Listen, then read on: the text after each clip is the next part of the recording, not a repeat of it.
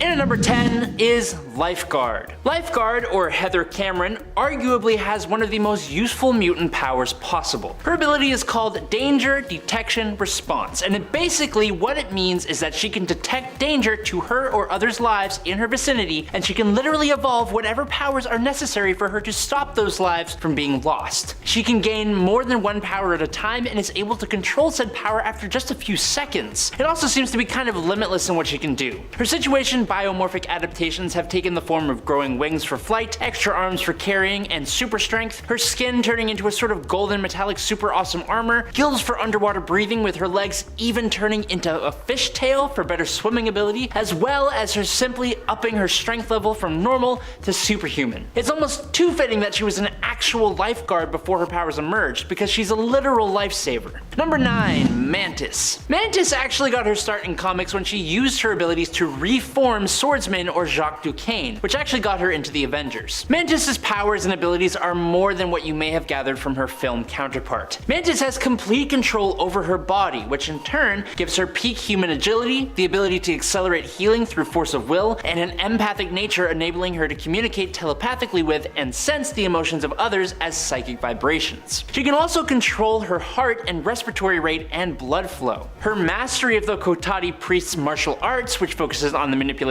of nerve endings and pressure points, has enabled her to knock out beings as powerful as Thor, and her telepathic and empathic abilities are improved upon thanks to the 2 antennae she has coming out of her head. Right here. She doesn't stop there though. Mantis also gained abilities when she merged with the Kotati, such as being able to communicate with both plants and animals and survive in space in a physically solid energy form. She can transfer herself from plant life to plant life across interstellar distances or dimensions, creating a new body from the plant life wherever she ends up. She can transmit and receive telepathic impressions, she has precognitive powers, and more recently she can fire powerful pyrokinetic energy blasts, form energy shields, communicate directly with cosmic beings like eternity and death, and completely control her personal energies as well as her physical form. All this to say, don't sleep on Mantis. Number 8, Sage. Sage is a super genius with a brain more powerful than any computer in the world, granting her perfect memory and rapid analytical abilities. She can come up with the perfect plan in an instant, learn just about any skill without having to practice, remember everything she's ever experienced, perform multiple tasks at once by allocating a partition of her brain to each task, and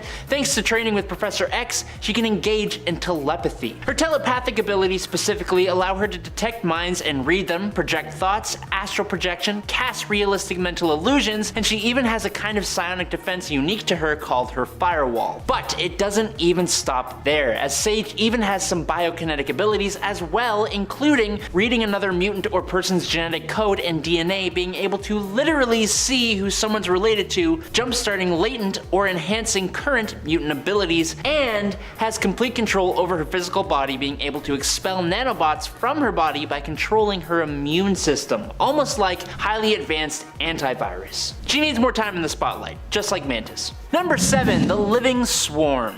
Okay, so there are a few characters out there in comics who can turn into or are made up of things different from you and I. One of the more interesting of those things would be bugs. Characters like Marvel's Swarm, who is made up of a huge number of bees, or Spider-Man and Carl King, who are literally thousands of super spiders who take on the form of a human being. It may be the stuff of nightmares to a lot of us, but the ways in which this ability comes in handy are kind of incredible. Obviously, having a form that can split apart or move to take on different shapes is incredibly useful for getting into places you're not supposed to be, turning yourself into useful items, being basically intangible, or being able to terrify pretty much anyone. But for Carl King and Spider-Man specifically, their consciousness is actually spread throughout the swarm, allowing them to achieve a kind of rudimentary form of possibly immortality, as only one single spider needs to survive for the entire swarm to be remade and just carry on living. Swarm, being made up of thousands of bees, can even fly through the air, and his powers allow him to control other bees to add to his swarm and grow to bigger sizes. The only real issues would come in the form of bug spray and insecticides, but at that point you can't really do much, so there you go. Number 6, cartoon physics. This ability is definitely a unique one, and one not used too often, and for an understandable reason. It is basically unbeatable. Characters like Batmite and Mr. Mxyzptlk, Captain Carrot and the Zoo Crew from DC Comics, and Deadpool, Impossible Man, and Spider-Ham from Marvel Comics all have some kind of varying degree of this power, not to mention the completely insane character of the Mask. It's hard to explain exactly how this power works or what it even technically is. For someone like Spider-Ham, for example, he's able to become more cartoony the more danger he's in, which kind of lets him and others like him just take a hell of a lot more punishment without being hurt too badly. Characters like Batmite and Mr. Mxyzptlk actually just completely warp reality, usually in comical and cartoonish ways. Like I said, it's all hard to properly explain, but these characters can creatively turn almost anything into a weapon, they can eat an ungodly amount of anything, detach their body parts, spin like tornadoes, create traps and allies out of what looks like ink, they can deflate or inflate, they can manipulate the weather based on their emotions, talk to animals, be talking animals, have a great sense of humor, and almost always they break the fourth wall. Actually, being aware of the fact that the character is actually in a comic book is usually a good indication that they have some kind of cartoon physics abilities. And if you really think about it, this ability kind of gives these characters a kind of godhood in comic books. Number 5, Living Sand. Sand. Yes, it's coarse and it's rough and it does get everywhere, but sand is just millions of tiny rocks, and as such, it can be very strong while also being almost liquid in its composition. Obviously, the obvious choice for examples here would be the Spider-Man villain Sandman, who has been a pain in the backside and occasionally an ally to Spider-Man using these abilities. But there's also the mutant Dust from Marvel Comics as well, who can transform herself into an explosive cloud of sand-like silicon, allowing her to reform her body at will or maintain an aerial-based sand form in the shape of her human body. Clayface from DC Comics is even a character that I think sort of falls into this category, but then we aren't really talking about sand anymore. But if we want to talk manga, there's even Gaara from Naruto, and he'll really show you how powerful sand can be. It's actually kind of scary. Sand can crush, blind, bury, dehydrate, drown, and even erode opponents, which is an absolutely terrifying thought. Number 4, Technopathy. Just like the last point, there aren't many characters with this power since it's pretty OP in our modern world. DC's Cyborg and Brainiac, Marvel's Apocalypse, Ultron, or even the mutant Hijack are just a few of the comic book characters who have tapped into the powers of technology, and with it, they were able to bring some of the most powerful heroes and villains to their knees. Technopathy is the ability to psychically perceive and interface with technology, and while the use of the power varies from individual to individual, it allows the user to perceive the location of mechanical devices, physically perceive structure and function of those devices, activate or deactivate power for electronic devices, communicate with and command said electronic devices, and even psychically channel their perception or consciousness through electronic media at will, effectively gaining a sort of pseudo-immortality, just like being a living swarm or being living sand. With the world becoming more and more technologically dependent, this ability just gets more and more useful. Number 3, Forge. Forge has been an important member of the X-Men and mutant community for a long time, but for some reason he always seems kind of unused to me. He's almost like the X-Men's version of Q from James Bond, but not really. His mutant ability is that he is an intuitive genius. He can visually perceive mechanical energy, quote unquote, in action. Like, he can just understand how something works by looking at it, as easily as breathing. This power allows Forge to instinctively know and understand the potential and functional operations of any machine or technology device in his visual range. A skill that, combined with his natural intelligence, allows him to conceive, design, and build mechanical devices and operate, modify, and disassemble existing technology or create countermeasures for it. It's almost hard to explain how this power is a power, but it is. It's allowed him to subconsciously invent and construct something where someone else would have to actually think about it, design it, and then create it. He's been able to just make it and then deconstruct it later to figure out how to improve it. He's created cybernetic systems, sophisticated holograms, and elaborate computer and fiber optic systems, as well as time travel devices. His potential is vast, and that's before you take his magical affinity into account. Number 2, stretching. Elasticity and plasticity, the ability to convert the mass of an entire body into a highly malleable state at will, is an ability that has many more applications than you think. This ability is shared shared by Martian Manhunter using his shapeshifting ability from DC. There's also Plastic Man, and then of course Reed Richards, Mr. Fantastic, who is probably the best known hero with powers of elasticity. He has been able to use these powers to absorb or redirect the impacts of bullets or explosions, stretch his limbs to distances of 1,500 feet, and for shapeshifting, it's allowed him to do so many different things: entangling, imitating, parachuting, gliding, cushioning, slingshotting, bouncing. He can do all of it, being able to go as thin as a sheet of paper or as narrow as a needle, and even turning himself into a liquid solid state. But it goes even further. He could even mold himself to the shape of something like a key to unlock a door. Basically, this power has a lot of uses. And finally, in at number 1, Multiple Man. Multiple Man has such a crazy interesting power. Jamie, or James Madrox, is actually a changeling, which is sort of a genetic precursor to Marvel's mutants, who gain their abilities at birth instead of having their X gene activated later on. For James,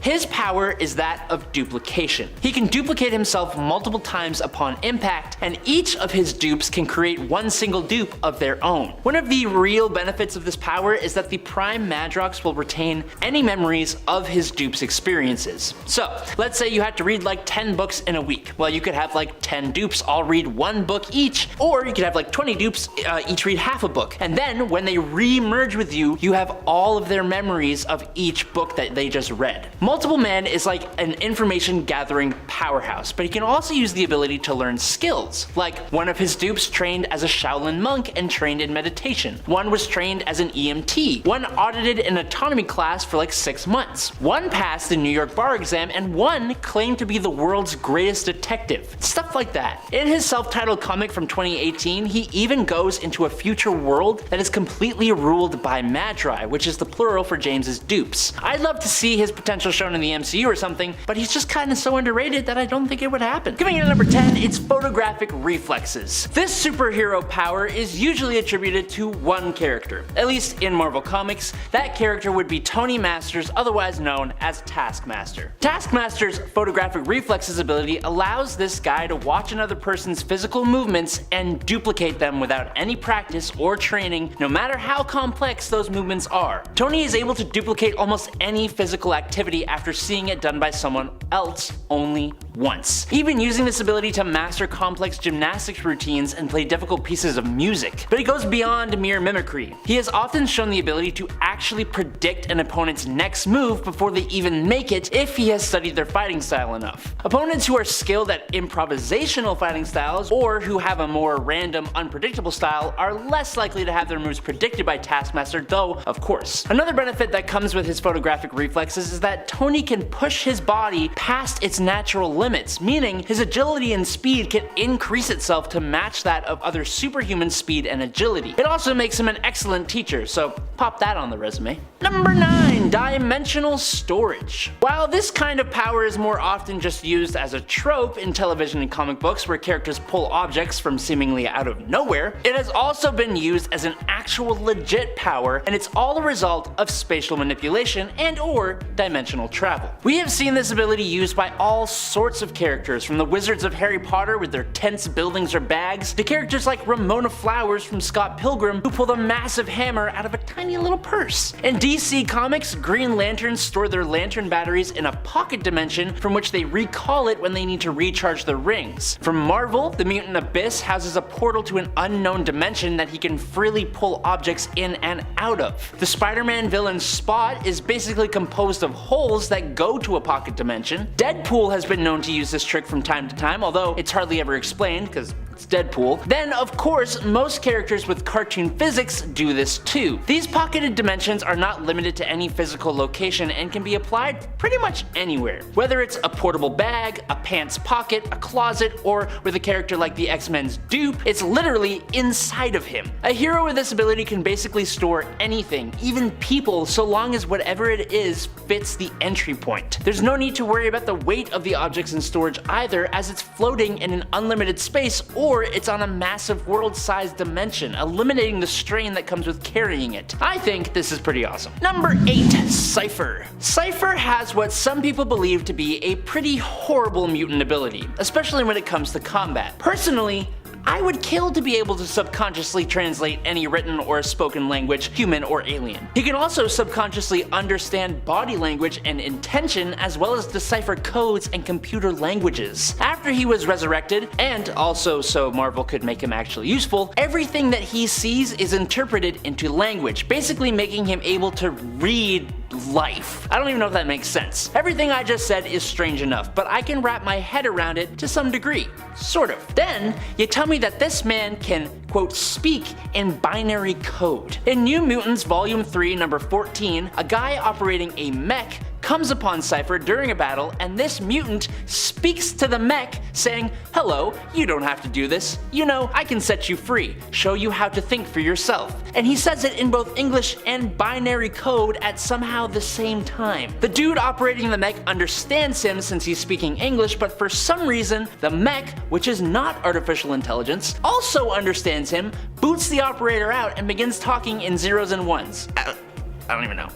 Number 7. Darkness Manipulation. Sometimes called Umbra Kinesis or Shadow Manipulation, Darkness Manipulation is the ability to create and manipulate darkness or shadows. It's basically control over the absence of light, which is a weird thing to think about. What's cool is that usually this darkness is so powerful that it cannot be penetrated by light, and sometimes not even by other energies either. Characters with this power are able to give their own shadows life, and others can generate darkness, which in DC comes from a place called the Shadowlands or the Dark Zone, and in Marvel, certain characters like the hero Cloak access it from the Dark Force dimension. DC's Teen Titan Raven, along with Richard Swift, the Shade, Darklight, and Shadowlass are all capable of doing this. So is the Bat God Barbados, who is able to generate and manipulate dark energy and cloak areas in darkness, and even fire dark lightning from his hands. Dark lightning makes no sense, but just roll with it. The Marvel symbiote god Null possessed the ability to create, control, and manipulate a fount of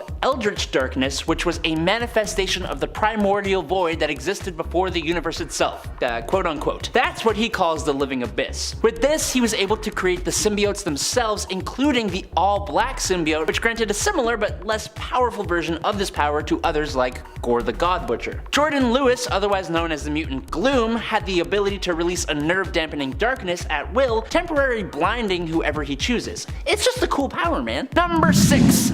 Dazzler. Dazzler, otherwise known as Alison Blair, is a mutant with the ability to transduce sound into light. She is also a very gifted singer and performer, which she uses in tandem with her powers to just blow people's minds at her concerts. But she is more than that. She can take any source of sound other than her own voice, unless it's projected back at her, as light energy, which she stores up and can use in a bunch of really cool ways. Obviously, using the lights she emits, she can blind adversaries, but she can also create therapeutic light to help allies. Her Dazzle Blast, which is either the best name ever or the worst name ever, is a light show so intense that it overwhelms the nervous systems of whoever is watching it and can knock people out. She can also shoot lasers that can cut through solid metal and photon blasts that strike with concussive force. She can create quote-unquote light fog to hide allies. She can create force fields for offensive and defensive purposes, and she can even fly with this power somehow. She's become the Herald of Galactus in a What If comic, and she was actually one of the more impressive versions of Thor from God Doom's Thor Corps, even coming over to the 616 reality at one point. Dazzler is pretty awesome.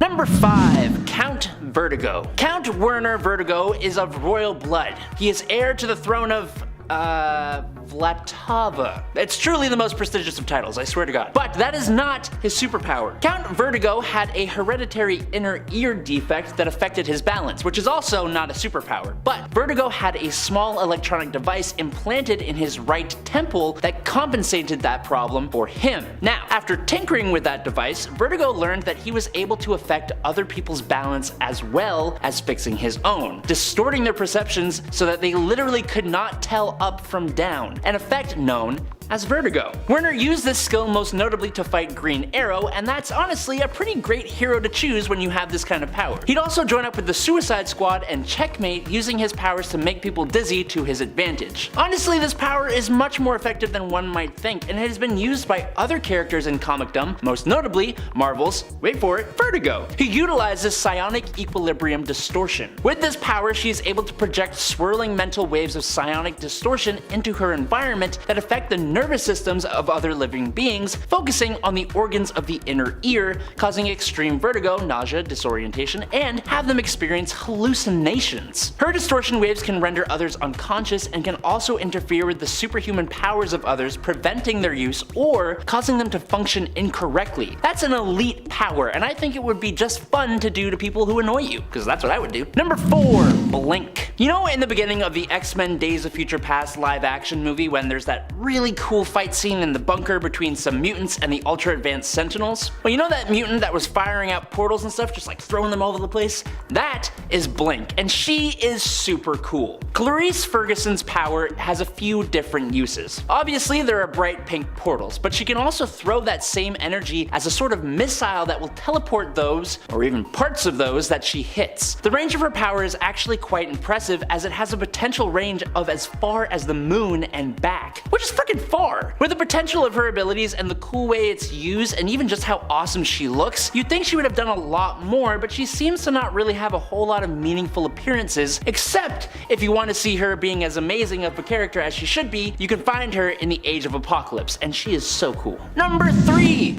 Groot. The Flora Colossi from Marvel Comics are a pretty unique alien species because they are all basically just humanoid trees, and because we only really know of one, Groot. As walking and talking trees, they can do a hell of a lot more than your average human or alien. One of Groot's greatest abilities is that he's been completely destroyed on 3 separate occasions in the comics and has been able to completely grow back from nothing but a twig. You think being made of wood, Groot is incredibly susceptible to fire, but nope! The wood-like organic material that makes up his body is not only resistant to fire, but is thick enough that it's resistant to almost all weapons too, giving him pretty impenetrable natural armor. But then, because Groot has control over his own vine-like body and can grow and shape himself for a whole variety of things. He can grow to become even larger than he already is, he can elongate his limbs to reach things or act as a bridge or a ladder, he can turn his limbs into weapons, even wooden blades that are somehow actually sharp, but he also somehow has super strength. But then on top of all of that, Groot also has the ability to control plants, heal others,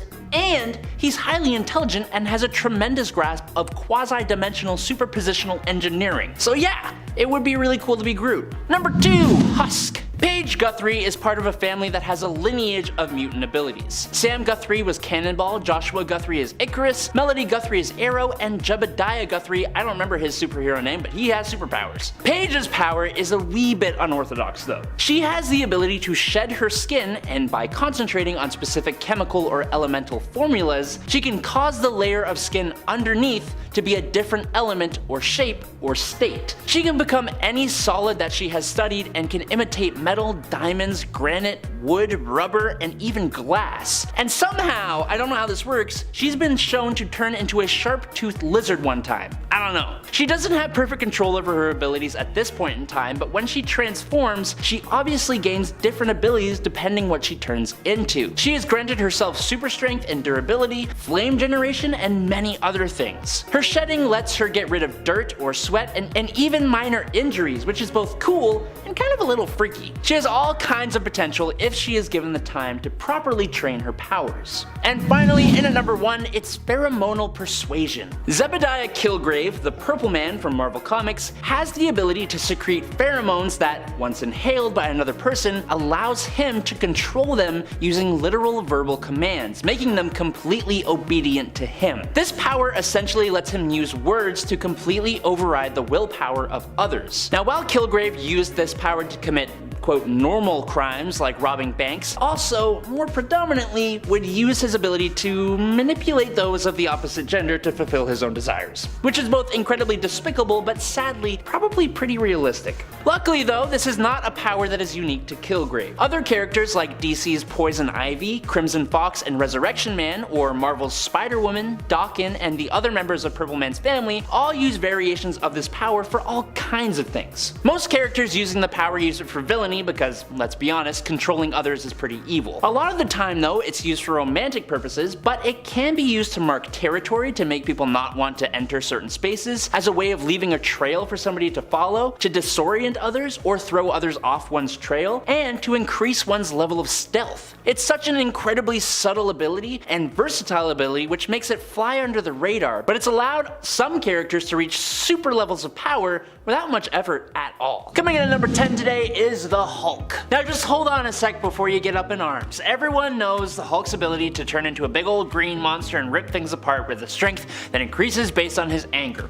But what many of you may not know is that Hulk actually possesses a much more subtle ability to see astral projections and ghosts, and even interact with them if he chooses to. Hulk's astral form perception has come in handy when working with Doctor Strange as a defender, but why does Hulk even have this ability in the first place? Well, Bruce Banner subconsciously feared his father's ghost would come back to haunt him, like literally come back to haunt him. And so, the Hulk just developed this mechanism to allow him to look out for that ghost. There isn't really more to it, that's just kind of it. Hulk just developed the ability that is something usually reserved for telepaths and magic users. For the super intelligent Bruce Banner, it would make a bit more sense, but it's actually been suggested that for Bruce, the clarity of the astral forms are diminished when compared to the telepathically resistant Hulk's ability to view them. With Immortal Hulk and the connection to the One Below All, perhaps that could serve as some kind of fan explanation, but that's all we got. Number 9, Dupe. This bumpy looking lima bean is and was basically the mascot of a bunch of different mutant teams in Marvel Comics, while also low-key being one of the heaviest hitters around. Dupe is unable to learn English, and as such he speaks in a language all of his own that everyone can somehow understand. According to Captain America, the US government created him in a secret weapons project, and he was instrumental in the fall of the Soviet Union. But then, apparently, he also comes from a place called Marginalia, quote, the world between worlds and place that begins where the story ends. Which is basically to say that we don't actually know where he comes from for sure. The most surprising thing about Dupe though is his list of powers. It is long. He has possible omniscience, he's strong and durable enough to defeat Thor, he can heal from super serious wounds in seconds and resurrect himself, he has blinding speed, size alteration, energy projection, psionic fire, blasts and shields, he can perform quote, dupish magic and has the power of the funk. Oh, and Dupe's body also contains a nightmare dimension known as Dupeland, and he is able to access that by turning himself inside out. It's not just Dupe's powers that are weird, it's literally the whole package. He's weird. Number 8. Hindsight Lad. To be completely candid here, Hindsight Lad's powers are not actual powers, but he acts like they are, and that means I'm going to talk about it. Carton Lefroy was a nuisance before he ever became Hindsight Lad, but when he found out that his neighbor, Robbie Baldwin, was Speedball of the New Warriors, he threatened to reveal Robbie's secret identity unless Robbie let him be a part of the team. And he actually managed to prove very useful, and did have some tactical ability which eventually got him fully put on the team. He kind of became their guy in the chair, but that's because his self-given power was the power of hindsight. The power to look back at all the superhero fights that he's been a part of and analyze them, quote unquote, and now with the present hindsight, he can tell the heroes what they should have tried differently, which in his mind meant they can now go prepare for that exact same scenario if it plays out again, which in a comic book, that's probably not going to happen. Just saying. Number 7, El Guapo. Robbie Rodriguez, who goes by El Guapo, is a mutant from the Marvel Universe, but that kind of opens up a whole bunch of questions because Robbie doesn't seem to have any real powers of his own, unless you consider his symbiotic relationship with his flying skateboard a superpower. His wiki page refers to this as idiosyncratic manipulation, suggesting that Robbie actually does have total control over his skateboard. But the problem with that statement is that his skateboard has also acted with a mind of its own, like when it beat him up for cheating on his girlfriend. Now, an argument could be made that perhaps it's his own subconsciousness beating himself up for doing the wrong thing, but that's just a me theory, and Marvel did not state this to be true or even explain his ability at all, really. It's not telekinesis, and the board seems to have a mind of its own. It's weird. I don't know what to say. Number 6, Phantom X. When I first read a comic with Phantom X in it, I did not fully understand his power, and I still don't really. So now I'm going to try and explain something to you guys that I do not understand. Cool? Cool. So basically, Phantom X or Charlie Cluster 7 or Weapon 13 or John Philippe was experimented on by Weapons Plus and was genetically grown and evolved using Sentinel technology. Thanks to this, he actually has, or had, 3 brains for independent parallel processing, nanoactive blood, and his primary nervous system is actually a detachable techno-organism called Eva. So there's some stuff to break down there. Eva can fly herself and can generate bioelectric charges to be used in attacks, with Phantom X being both telepathically and symbiotically linked to Eva. His multiple brains allow him to think like a sort of supercomputer similar to Sage, but it also gives him access to 2 extra, quote, personalities, a charmer and a super deadly mutant hunter. He can create extremely powerful illusions and enter a trance state where he can rapidly heal himself. And his self-supremacy over his own body and mind allow him to overcome pretty much anything to complete his mission, including mind control. I can't talk too much more about him because of time, but know he has enhanced senses, is a dope fighter, and does not create any kind of odor from his own body. Just look into the guy, he's really weird, but he's also really cool. Number 5. Iska the Unbeaten. Iska is thousands of years old and is the sister of Genesis, who is the wife of Apocalypse, so fun little fact for you. She is a hardened warrior who respects power and strength like the other mutants of Araco, and her powers kind of reflect that. Iska's power is psychokinesis, which is the power over luck and probability, but specifically, her power means that she cannot lose, or the better way to say it is that she always wins. This includes one-on-one contests, votes, and wagers, but also larger battles where she is a member of a team or an army. In contests of skill, her powers might give her the talents she needs to win, or she might just win through, quote, improbable circumstances. So far, it's sounding pretty good. Always winning is so good, it just sounds like ridiculous and lazy writing.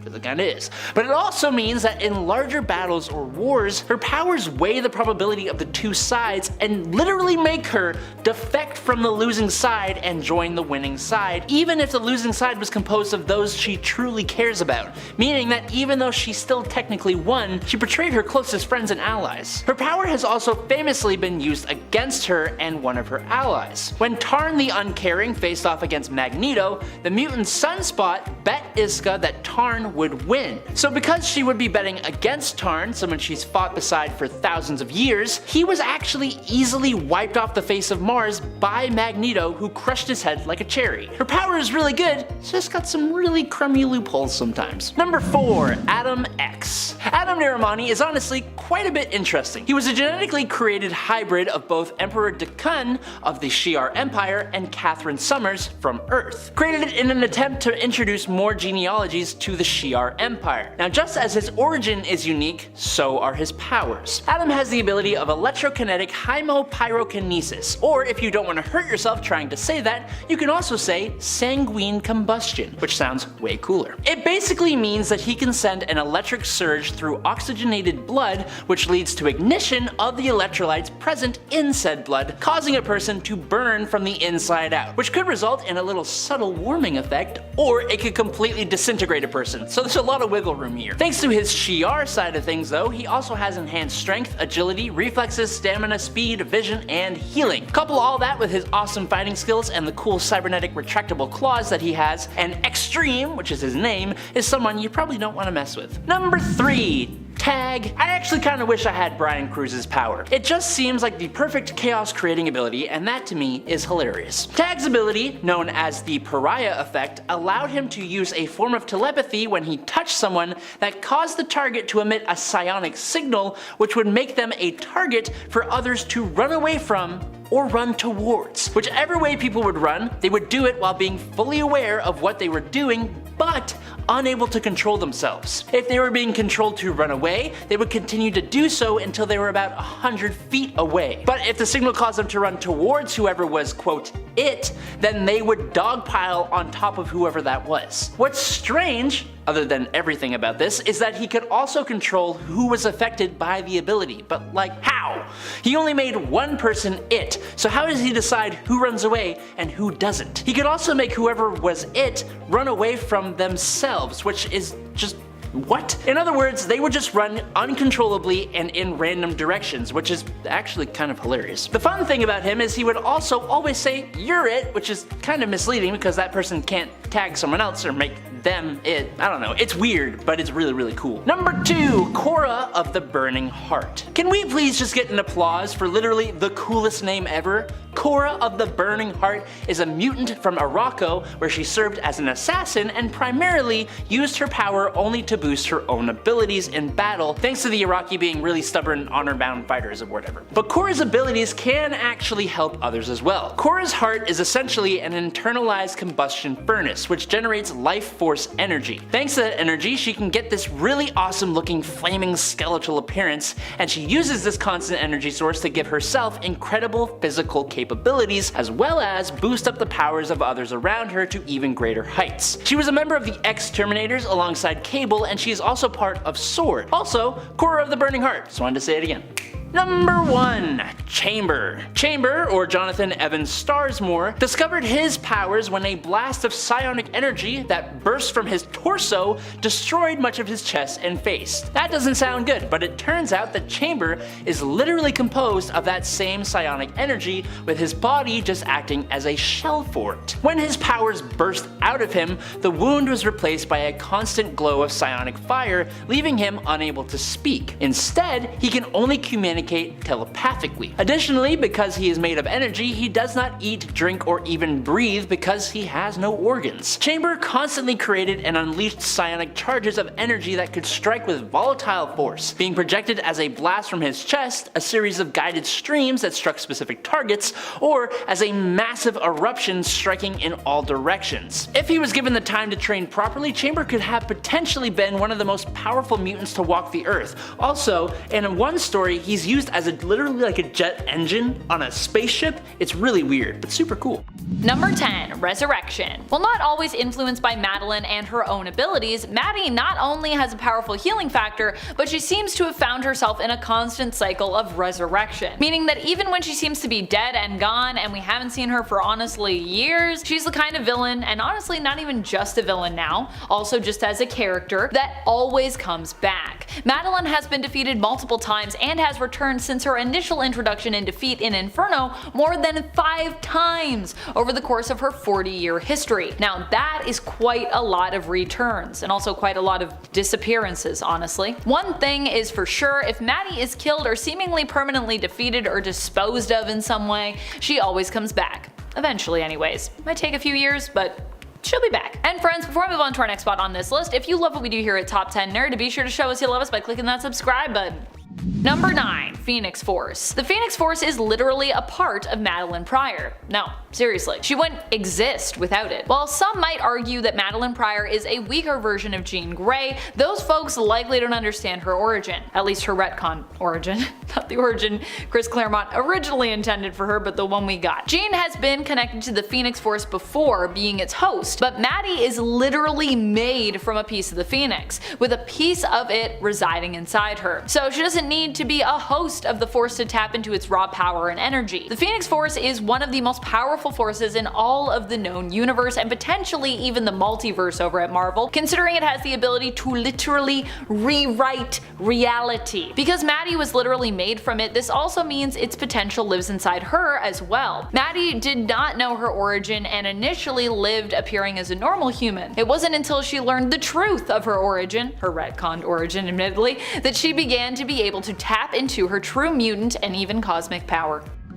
Number 8. Psychic Link. Madeline Pryor has the ability to link her mind to another being. We see her doing this during the initial Inferno event, and honestly, it's pretty scary. It is in doing this that she almost completely destroys and defeats Jean Grey during their fight against one another. I can't even imagine having my mind psychically linked to someone, especially not someone who looks identical to me and seemingly kind of stole my life. I mean, whichever way you want to look at that, either from Jean's perspective or Maddie's perspective, they could definitely both share that perspective when looking at the other of someone stealing someone's life. Initially, the two women shared a psychic link, one that Madeline later exploits during Inferno in an attempt to kill Jean, although of course through harming herself. Madeline's plan at that point is to basically take her own life, thereby destroying Jean through their link, thereby taking Jean down along with her. If I'm going down, you're coming with me, and I'll go down if it means I can defeat you.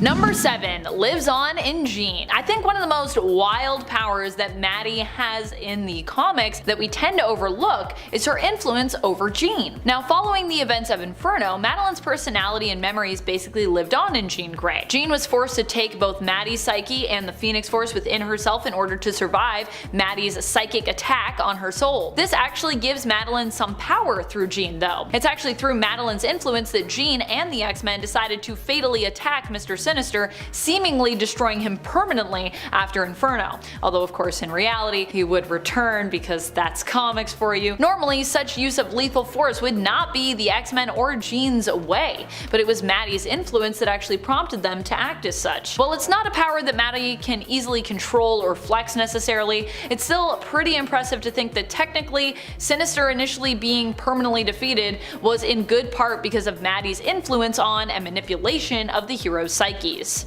Number 6. Take your memories. At one point, Madeline Pryor attempts to take all of Jean's memories, and even threatens to do so. During the Dark Web event, she actually worked with Chasm, the current evil persona of Ben Reilly, who had worked on a device that would forcefully take someone's memories from them. Ben was doing this to basically get the memories that he lost back during the Beyond event, aiming to get them back from Peter Parker's Spider-Man, since Ben's early memories were initially copied from Peter's mind when Ben was created. Without them, there was a big hole in his mind and his personality, a chasm, if you will, get it? Teaming up with Ben, Maddie sought to retrieve memories of raising her baby, who would eventually grow up through time to become Cable, from Jean. She felt that she was basically robbed of these memories after she was defeated in the initial Inferno event, with Jean taking over her role as baby Cable's mom. However, in the end, Maddie didn't have to forcibly take Jean's memories at all, as instead Jean chose to willingly share them with Madeline, having never wanted to fight her in the first place. However, it was still a power that Madeline has, and she could have used it, but she didn't. Number 5. Control over demons. Madeline Pryor isn't just known as Madeline Pryor. In the comics, she also has another name, the Goblin Queen. In fact, when I was recently cosplaying Maddie at SDCC this year, most people referred to me by that name. They call me the Goblin Queen. Most people knew me either as Jean's evil clone or just the Goblin Queen. Maddie earned this name after she made a pact with the demon of Limbo, thereby becoming their queen. Although she may have felt pretty in her power at that time, in reality she was still kinda just being manipulated by them somewhat. Still, Maddie did hold some sway over the goblins and demons of Limbo, considering that she was their ally and their partner. And you know, Goblin Queen. But like I said, how much power did she have at that time? I don't think she had a ton, really.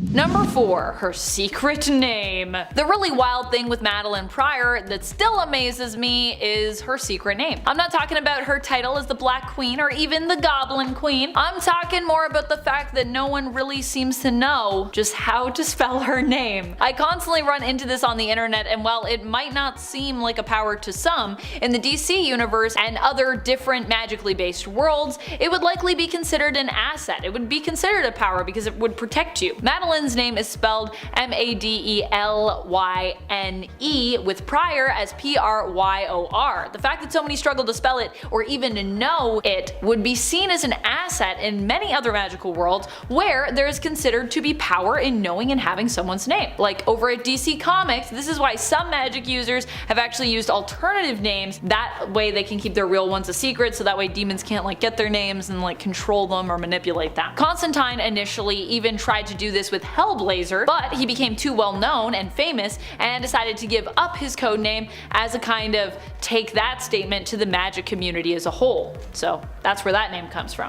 Number 3. Leave you speechless. As I said earlier, Madeline Pryor isn't just a powerful psychic, she was also crafted from a piece of the Phoenix Force by Mr. Sinister, putting her on the same level, if not above, potentially, someone like Jean Grey. Still, even then, I was pretty shocked when she reappeared in Hellions and used her powers to make Havoc's mouth literally disappear. This could be perceived as an illusion, an illusory power, but the way it was gruesomely portrayed makes me think it was more of like Maddie manipulating and rewriting reality to literally erase Havoc's mouth from his face, which she either did through, you know, maybe Phoenix connections or just through magic, a la Scarlet Witch with Black Bolt in Doctor Strange in the Multiverse of Madness. Pretty spooky stuff. Number 2. Rules over Limbo. Recently, in the New Mutants comic, Madeline Pryor once more became the Goblin Queen. But this time, more literally the Goblin Queen. She actually took over ruling Limbo from Magic, and what's even more wild is she didn't seek to conquer Limbo. She didn't take it by force. Instead, Magic decided to give over rulership to Madeline. Magic had her own reasons, largely to get some distance from something that was literally attached to and represented her childhood trauma, while Madeline obviously had much to gain from the change in power, chiefly a whole kingdom. However, unlike last time when Madeline wanted to use the power of Limbo for ill, she was revealed to have actually genuinely turned over a new leaf, it seemed, wanting to keep the demons of Limbo in check. At least, that's how it seemed initially. Her designs ended up being somewhat reimagined, shall we say, for the Dark Web event, as she was more depicted as a villain there who used the Limbo's resources and populace to once more invade New York City. But we'll get to that in a second. I mean, that all got resolved now. It's kind of a weird thing though, where they were like, she's good. Just kidding, she's evil again. Just kidding, she's good again. You're like, what's happening here? What are we doing with this character?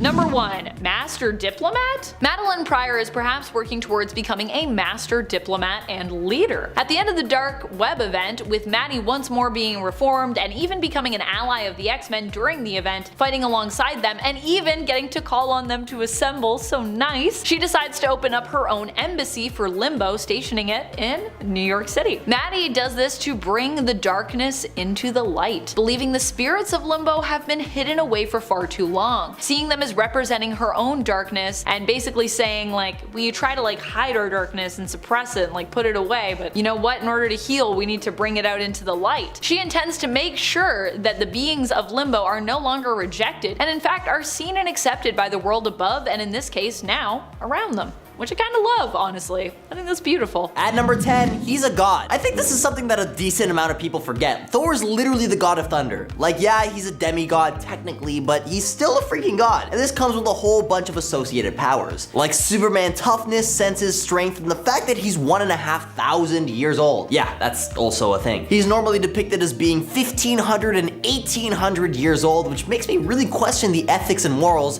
behind Thor and Jane's love triangle thing. Like, at what age does an Asgardian become legal, or is that just like whenever their body decides to grow? Because again, they're gods. As deities, this aspect is inherent to their existence, granting Thor self-sufficiency and rendering him immune to the same necessities for aging as humans. So while Odin serves as an example of aging among gods, Thor is always looking good, so I doubt he'll get old anytime soon. At number 9 is Super Breath. Introduced and seemingly only used in Journey into Mystery number 86 from back in 1962, Thor has the ability to blow really hard. Okay, wait, let me rephrase that. He will blow you to kingdom come. No, that's even worse. There's no good way to say it. Well, what I mean is that Thor's god lungs are so powerful, he could actually cause a hurricane with an exhale. In the comic in question, a villain known as Zarko tries to shoot Thor with a pew-pew that would send him to another dimension, but to stop this from happening, Thor uses his super breath, which is described as a hurricane force, to get out of it. No idea how breath can save you from entering the 4th dimension, but hey, all bets are off with this one because it was only used once, and of course,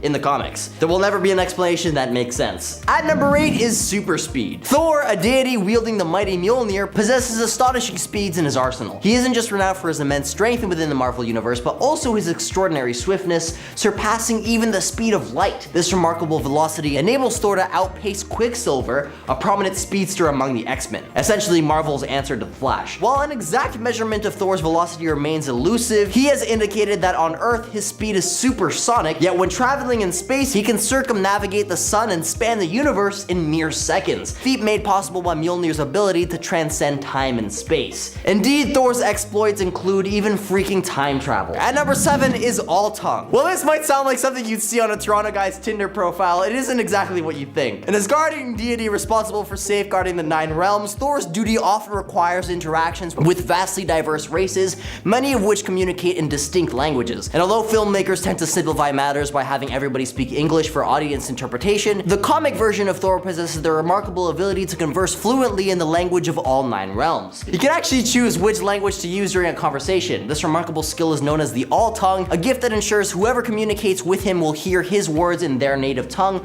allowing for seamless understanding. So basically, Thor can talk in whatever language he wants, and everyone he's talking to is able to understand him. Like a live-in-the-moment translator that actually gets the grammar right instead of just being a literal word-for-word translation. At number 6 is Warrior's Madness. Comic books and movies have depicted numerous instances where heroes find themselves facing superior and overwhelming forces in battles. Tactics they employ to survive against insurmountable odds and achieve victory can be attributed to a range of factors, and among these heroes, Thor stands out as someone who's endowed with such an ability which, if harnessed, has the potential to significantly impact not only his adversaries but also all those close to him. When he's in a pinch, Thor can call upon the Warrior's Madness. The Warrior's Madness, also referred to as Sin Unpardonable, stands as Asgard's most forbidden affliction under Odin's decree. Those afflicted bear the weight of a dire penalty, with only the most solemn sacrifices capable of redemption. This malady grants Thor a tenfold surge in strength and endurance, yet perilously endangers his mental well-being. It manifests through symptoms such as berserker fury, intense migraines, erratic thoughts, savage and animalistic actions, uncontrollable behavior, and irrationality. At number 5 is Earthbending. During the early 2000s, a series of intricate events led to numerous Asgardians becoming trapped within the bodies of ordinary humans. This continued until Thor emerged from his prolonged slumber, breaking the cycle of Ragnarok and establishing a new Asgard above Oklahoma. Thor's return marked a rebirth, unveiling his extraordinary power over Earth itself, elevating him to one of the mightiest Asgardian deities. Embracing his elder god lineage, Thor's abilities expanded beyond mere weather manipulation. He gained dominion over vast chasms spanning continents and trigger earthquakes. In moments requiring more than weaponry and brawn, the creation of chasms to separate Thor from his adversaries proved to be an essential strategy. At number 4 is Teleportation. In 2000, Marvel introduced the Ultimate Marvel Universe as a way to refresh long-standing characters with new variations and minor reboots. On Earth 1610, many of Marvel's iconic figures underwent an updated and reimagined depictions, including Thor, who exhibits a distinct divergence. In this rendition, Thor's reliance on Mjolnir for his abilities is diminished, showcasing a more arrogant and resilient warrior. Unlike his traditional counterpart, Thor from 1610's powers are not solely derived from Mjolnir. Rather, they're channeled through the enchanted hammer, resulting in a significant reduction of his power level within the Ultimate Universe. However, this drawback is balanced by his new form ability to teleport through rune magic. Reports suggest that he can traverse vast distances, spanning cosmic expanses and bridging dimensions. Despite these unique traits, the full scope of Thor's capabilities in this universe remains a mystery. At number 3 is Antiforce. Beyond its association with potent lightning bolts, Mjolnir possesses a versatile range of abilities. Among these, it can harness and manipulate diverse energies, unleashing multitude of formidable blasts. The Antiforce stands as one of the most formidable, albeit used sparingly, in a weapon of last resort against adversaries who defy conventional defeat. The Antiforce's immense destructive energies are inherently pervious, capable of obliterating entire planets. Thor can now create, shape, and manipulate anti or negative forces, which work in different ways depending on the force. Anti-gravity, for example, would repel objects instead of retract. Anti-electromagnetism would cause like charges to attract and opposite charges to repel. Anti-friction and anti-velocity would speed up objects or flow instead of resisting them. Anti-strong force would cause nuclei to explode, and the anti-weak force would cause radioactive growth instead of radioactive decay. Pretty weird. At number 2 is the Odin Force. On various occasions, Thor has been granted the mighty of Odin Force, an infusion of the cosmic and mystical energies from the realm of Asgard by his father. This divine inheritance amplifies all of his abilities, amalgamating Odin's, Vili's, V's, and his own powers, thus significantly elevating Thor's prowess. Demonstrating this augmented might, Thor managed to fracture Captain America's shield with a single blow, relocated Asgard above New York City's skies, and contained a nuclear missile's explosion. The extent of Thor's achievements while wielding this power was considered just a fraction of its potential, as per the avatar of Odin Force. As Mjolnir suffered the damage during a confrontation with Bor, Thor sought the assistance of Stephen Strange for its repair, and to mend the hammer, Strange revealed that Thor would need to invest his remaining Odin Force and permanently bind the essence with the hammer. Despite the risk, Thor willingly underwent ancient ritual performed by Dr. Strange, channeling the Odin Force back into Mjolnir and restoring its integrity. Becoming the Allfather of Asgard after the War of the Realms, Thor once again bequeathed the mighty the Odin Force, with Odin's ultimate sacrifice granting him access to its full potential. At number 1 is the Celestial Chef. Jarnbjorn, a dwarven forged battle axe crafted from its guardian steel for Runa, an original Valkyrior member, became significant as she vanished, absorbed by the Headless Celestial. Stored in Asgard's arsenal, the weapon was later wielded by Thor before he possessed Mjolnir. In the 9th century, struggling to lift Mjolnir, Thor utilized Jarnbjorn as his primary tool against various earthbound adversaries such as frost giants, trolls, and dragons. During the 11th century, Thor empowered the axe with his blood to permeate celestial armor, confronting Apocalypse. However, Thor eventually lost Jarnbjorn, which was later claimed by Kang the Conqueror from Baron Mordo's tomb. The Apocalypse twins, Uriel and Eamon, took the axe from Kang and employed it to slay a celestial gardener, becoming the new Apocalypse and orchestrating a plot to incriminate Earth for its demise. The twins manipulated Scarlet Witch to save mutants while humanity faced destruction, leading to the transportation of all mutants to their Ark, leaving Earth and its inhabitants behind. In at 10, Acidic Hands. Discovered by Kane Parker after the Clones event, a deformity in his hands causes Kane to possess the ability to generate an endothermic energy that upon skin-to-skin contact inflicts severe burn marks on individuals. Yeah, this man can use his hands that stick to walls to also burn people.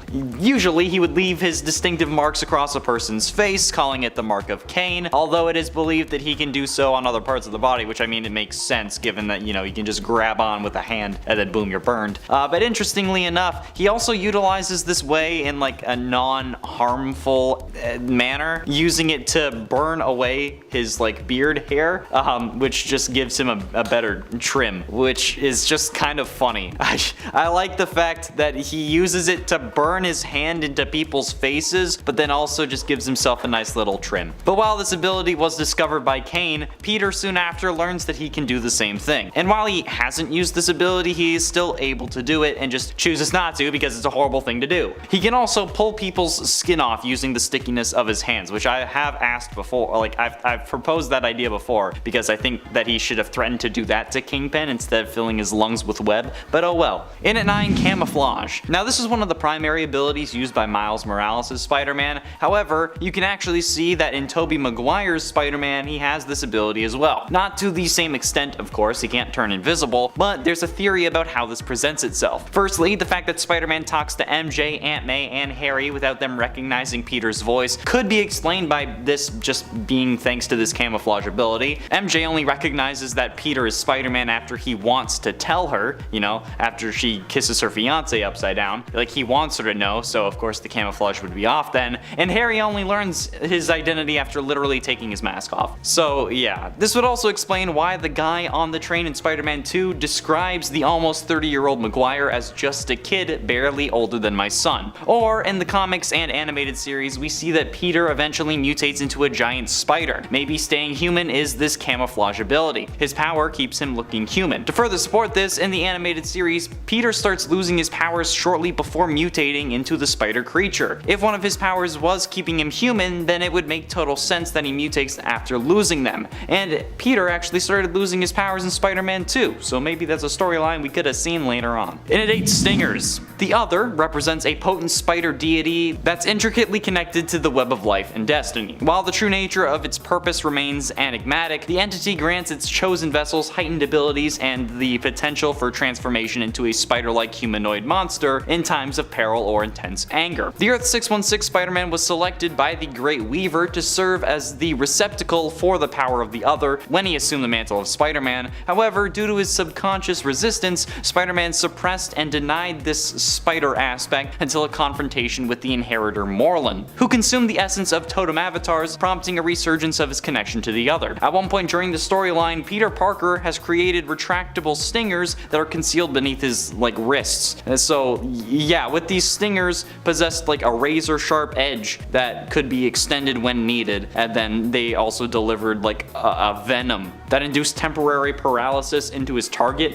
which is kind of dope. Kane Parker actually is currently the individual who uses this ability because of course it's Kane, but yeah, it's still pretty dope. And it's 7, Clairvoyance. When you think about it, Spider Sense is kind of predicting the future. It doesn't give you visions or show you exactly what will happen like is typically associated with clairvoyance, but instead it's presented just like a really good gut instinct. Like that tingling sensation that accompanies the spider sense can vary in intensity, providing an indication of the threat level, but like a casual encounter with a potential adversary who isn't actively engaging with an individual may trigger a mild alert, which means that you should be cautious. But on the other hand, when you're facing like an imminent and life-threatening danger like a sniper, like the sensation is going to intensify significantly, even possibly becoming painful. And instinctively it compels you into action. And while the spider sense doesn't reveal the specific nature of the threat, it offers you guidance on the direction that you should move in order to evade it and things like that. Okay, this extraordinary ability warns you of various perils, okay, ranging from projectiles to like lasers and even contaminated food. So yeah, I'm gonna call that a form of clairvoyance. I can't do that. And it's 6, equilibrium. While yes, having sticky limbs and appendages makes it easy and possible to stick to walls, that's not all that you need to actually be Spider-Man. Like sure, you can stand on a wall, but even with all the strength of your abs, you wouldn't be able to keep you like balanced and standing upright, alright? No one can do that, not even Chuck Norris. Like, how else could you not lose your momentum or anything while swinging through New York, okay? He's swinging around buildings, through alleys, even through like the spaces between cabs and their backs, okay? There's no way that this guy could do all of that just inherently, okay? Like, yeah, he's got the powers of a spider, but spiders don't swing around the city doing flips. His center of gravity is constantly fixing himself to keep himself balanced while chasing after red psychopathic space aliens and dudes in rhino costumes. So yeah, I'm gonna call that a power. And at 5, super speed. Spider-Man's agility and acrobatics are often associated with his spider sense and spider qualities, but there's another superpower that often goes unnoticed: incredible speed. Okay, while swinging between buildings, Spider-Man can cover 2 miles in a mere 5 seconds. And it's not just like his web slinging that propels him. His speed allows him to also avoid attacks and dodge bullets. Okay, if you can dodge bullets, you're freaking fast. Spider-Man's exceptional speed was showcased extremely well during the Civil War storyline when he attacked Luke Cage's mansion prior to switching sides. He bursted into the mansion, faced off a room filled with SWAT team officers, Scarlet Witch, and Hawkeye, but he moved so swiftly that he appeared as a blur, taking down multiple opponents without being detected. Okay, this often overlooked power grants Spider-Man an incredible advantage in combat, and explains quite a lot. I mean, he won't be beating Quicksilver or Flash in any races, but dude's still fast as hell. Okay, if you look like a blur, then yeah, you're fast. And at 4, talking to spiders. God, thank God they don't talk about this one anymore, because spiders. The power to control and summon spiders may initially appear better suited for like a horror comic, but it actually happens to be one of Spider-Man's lesser known abilities. He chooses not to emphasize the terrifying aspect of this power, thank the Lord. Instead, he uses it in more of like a collective strength sense, tapping into the power of many rather than just aiming to haunt his opponents with lifelong nightmares. Thank you, Peter. This skill likely was introduced into the comics because people were like watching Ant-Man a little too much, you know, because he can like control ants, and now even Squirrel Girl can command squirrels. So it just seems like if you have a connection to an animal, you should be able to control them, apparently. So yeah, Spider-Man had that sort of connection established with arachnids. In truth, it feels more aligned with like Venom or Carnage, but I mean, the only reason that Venom has spider powers is because he bonded to Peter in the first place, so I understand why that wouldn't happen. But like, yeah, okay, they're twisted villains who would fully exploit this ability, but thank God Venom doesn't have it. Yeah, interestingly enough though, it's not the mainstream Spider-Man who possesses this ability, but rather Kane Parker, but I'm sure Spider-Man could do it too. If he can do the acid hands and he had the claws, I'm sure he could do this, but thank God he doesn't. Getting close to the end in number 3, regeneration. While webbing is handy for transportation and apprehending criminals and sometimes even just making a mess if you want to, Peter's mind actually lets him use this ability in unconventional and actually kind of genius ways, specifically turning it back on himself. This gave rise to the concept of a web cocoon, an audacious idea that bears resemblance to how Peter immobilizes criminals with webbing until the authorities arrive, because you know he wraps them up. But the only difference is that when Peter does the web cocoon on himself, he uses it as a tool for hibernation and accelerated healing. Peter has only used this extremely insane skill on one occasion, but it was because he sustained near fatal injuries during a battle. So he encased himself in a cocoon of webbing to induce rapid healing.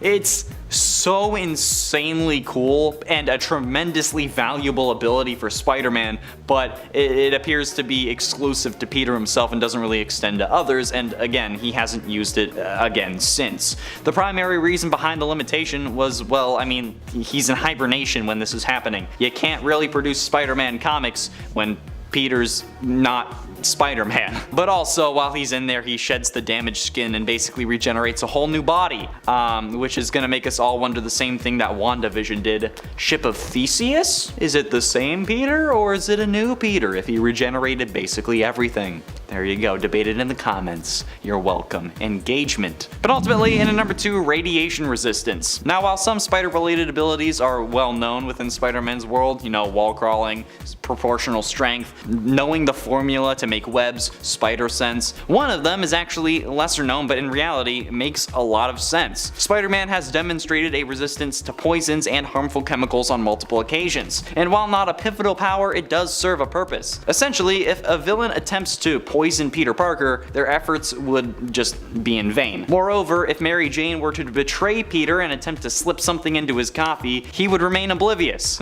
His resistance to basic poisons could potentially be exploited if someone like knew this and like tried to use it against him, so it's often overlooked, but yeah, it adds another layer of protection for Peter that reflects just like the fact that he is in essence just a Spider-Man. And given that his powers were given to him by a radioactive spider, the resistance extends to radiation as well. So yeah, that's right. If Green Goblin ever goes to Chernobyl, Spidey can still stop him. And finally, in at number 1, Spider-Mobile. Hell yes. I love how ridiculous this is. Corona Motors, aiming to promote their environmentally friendly car engine, enlisted the services of advertising firm Carter and Lombardo to propose the idea of a Spider-Mobile in Spider-Man comics. Initially dismissing it as foolish, Spider-Man reconsidered when he realized the dire need for money to cover his rent and expenses. So with the assistance of the Human Torch, they successfully constructed the Spider-Mobile in the comics. After a crash course in driving, Spider-Man's first encounter with the vehicle led him to capture one of Hammerhead's henchmen. However, Mysterio ends up getting Spider-Man to dump the car in a river,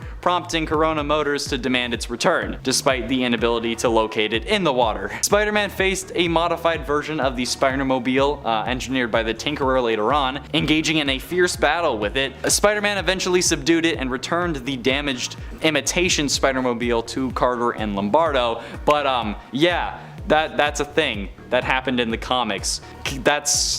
Yeah, there you go.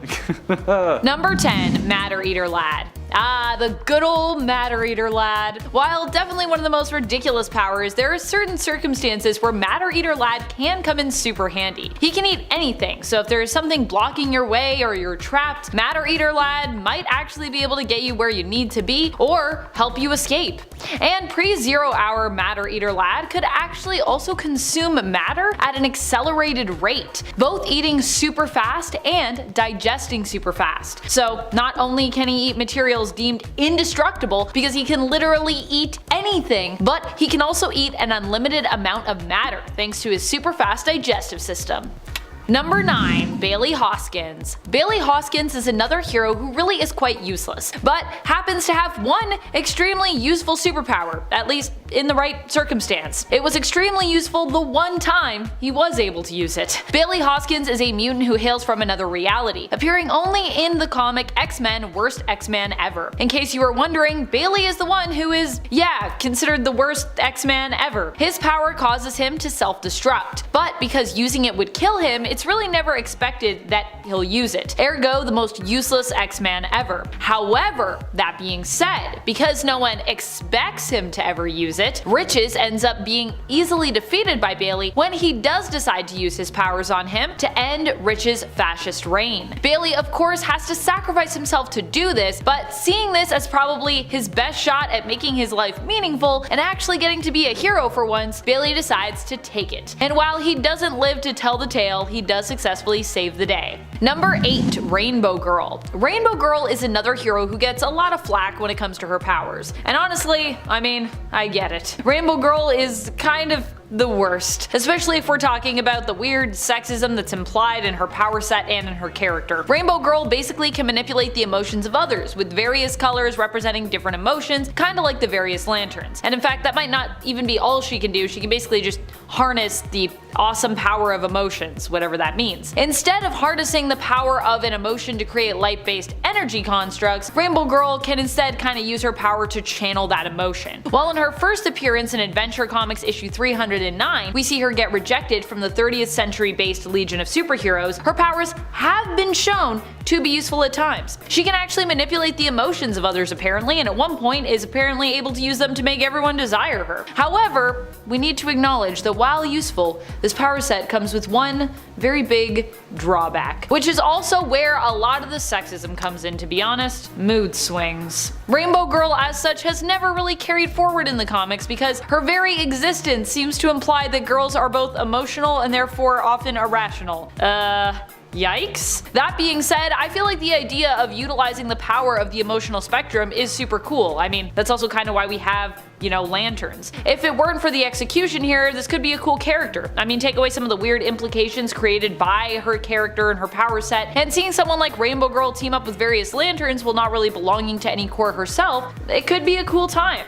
If she was just, you know, not the way she was. We need to fix some things, but I do think the idea of like emotions as power is like really cool. Number 7, Sandman. I mean, I love Wesley Dodds, and this might be a hot take, but while I would say Dodds did quite a bit of good as the Sandman of the 1940s, as we'd later learn, kind of filling in for Dream, although this was likely unbeknownst to many who were called upon by the universe to do so during Dream's imprisonment. As Sandman, Dodds would use his intellect to craft equipment and create chemicals to use in combat that would render his enemies unconscious. Hence his name, because like the mythical Sandman, Dodds' Sandman would also, you know, put you to sleep. However, without the power of his prophetic dreams, Dodds also wouldn't really be a superhero at all. It was this power that gave him purpose and motivated him to become the Sandman. So I would say it was so useful that it actually took a rather ordinary fellow and made him into something more extraordinary. Of course, that being said, Wesley Dodds I believe also served in the military, so he was a hero in that way, but he wasn't a superhero until he became Sandman. Number 6, Color Kid. Color Kid isn't usually someone you think of when you think of, you know, useful powers, and yet Color Kid actually worked really hard to master his powers. While there are actually tons that he has accomplished, many still think of him as useless in modern comics. Admittedly, the reboot of the continuity didn't really help him out here. However, pre-Crisis and pre-Zero Hour, his powers were more useful than you might think. In the 1966 Adventure Comics issue 351, he showcases just what he can accomplish by changing the color of a kryptonite cloud that is threatening Superboy and Supergirl, preventing them from flying. The cloud is made of green K, but Color Kid, using his powers, is able to change it to blue K, which must also affect it on a molecular level, as it no longer therefore has any effect on Superboy or Supergirl. The implication here also implies that Color Kid could in the future use his powers to help many Kryptonian heroes when they are faced with kryptonite problems, or likewise to help out Green Lanterns back when they had their weakness to all things yellow. So he could be actually really useful. Number 5, Jubilee. When most people think of Jubilee, they think of the 90s X-Men animated series, I imagine. Here, Jubilation Lee was introduced to us as a bratty young mall rat teen who had run away from home and whom the X-Men came across and then decided to take in. One of the first times we see her use her powers, she accidentally destroys an arcade game in the show. But in reality, Jubilee in the animated series really only runs away from home because her foster parents sick a sentinel on her, causing Jubilee to run away for her own safety. And while she does totally destroy that arcade game, she is also young and her powers have just manifested, and she's probably feeling, you know, a bit stressed because she has no home and she has to live in a mall. Jubilee's powers in the comics would develop to a point that they were considered to be not just useful, but even some of the most powerful abilities that we've possibly seen, with Emma Frost once stating that Jubilee had the potential to cause explosions at a subatomic level. In other words, Jubilee's powers could make her as useful or as destructive as multiple nuclear power sources or weapons. That's crazy. Number 4, Starman. For this point, we are talking about Ted Knight's Starman. I would argue that Ted Knight is kinda useless in the sense that he doesn't really have superpowers per se, but what he is good at doing is inventing stuff. He's a scientist, and he's a really good scientist, which makes him a powerful ally to other heroes. He also has used this equipment himself to be a hero, hence the name Starman, but really I would say his genius intellect is simply more valuable than his own super heroic nature. Not knocking Ted and his accomplishments, and I wouldn't call him useless per se, although that is the name of the list, but he doesn't have any natural superpowers, and I think he's been more useful in recent years acting as a mentor for younger heroes, namely Star-Spangled Kid, Stargirl, and of course his own son Jack, also known as Starman, who all ended up using his inventions as tools to give them powers. Stargirl herself is known for her use of both Ted's Cosmic Converter Belt and Cosmic Staff. Also, Ted Knight is no longer Starman in the Prime continuity, which could also act as a point against him. Although to be fair to Ted, I think I personally prefer him as Starman to Will Payton's Starman, but yes. Also, you know, Ted got old, so that's kind of part of how life goes. He retired. Number 3, Cipher. Cipher I'd like to rank a little bit higher up on this list because calling him useless feels kind of ridiculous in modern times. By the way, the parameters for my ranking here is I kind of tried to rank the people that, you know, people see as useless but who are actually secretly like really OP as higher, so I hope that makes sense. I also feel like people calling Cipher useless is kind of mean. It's hard for me to genuinely call really anyone useless, to be honest, whether they be fictional or real world. Okay, honestly, some real world people are kinda useless, but in a fictional world, I can imagine, at least, that no one really is. I can imagine that, so just let me have it. However, Cipher is still one of those characters that people attribute as being useless, and so for that reason, we're gonna count him on this list. But of course, his powers actually happen to be some of the most useful, especially when we consider that they also apply to Cipher being able to communicate with technology and using his ability to understand and communicate in all languages to become skilled in the language of fighting, which, yeah, that's a language apparently. A physical language, get it? Except that he was once again proven to be somewhat useless during the Otherworld tournament when Magic trained him because, well, he wasn't very good at fighting there for some reason. Which kinda contradicts the other stuff that I know, but hey. Number 2, Dazzler. Dazzler is another one of my all-time favorite superheroes. And of course she's on a useless superhero list.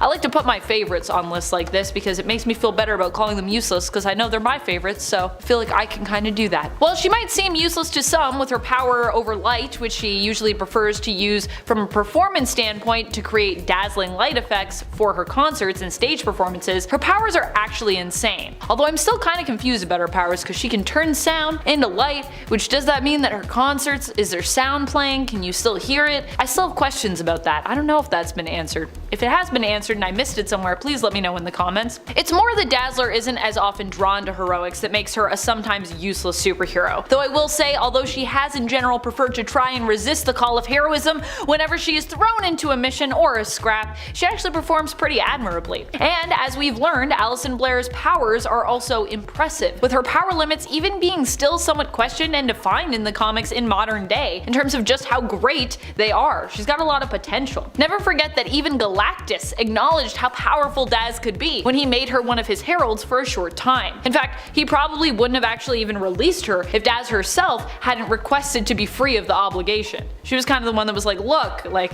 this is cool and all, but I gotta go be a singer, so send me back, man. Number 1, Squirrel Girl. Squirrel Girl is one of my all-time favorite superheroes characters. I love Doreen, you know this, but I cannot ignore the fact that on paper, when I write it all down, her powers, her mutation, well, it does all sound pretty ridiculous. And she should, by all intents and purposes, not be as OP as we know her to be. However, that being said, I feel like we need to acknowledge the fact that her powers, or more likely her people skills, are insanely useful and insanely powerful. Squirrel Girl has the ability to befriend pretty much anyone, no matter their alignment, and is really, and I mean really, good at helping convince criminals to call it quits, either for the day or for the rest of their life, reforming them in some cases permanently, or you know, as permanently as one can in comics, with just a quick pep talk. This means that often when Squirrel Girl is involved, she doesn't even have to fight villains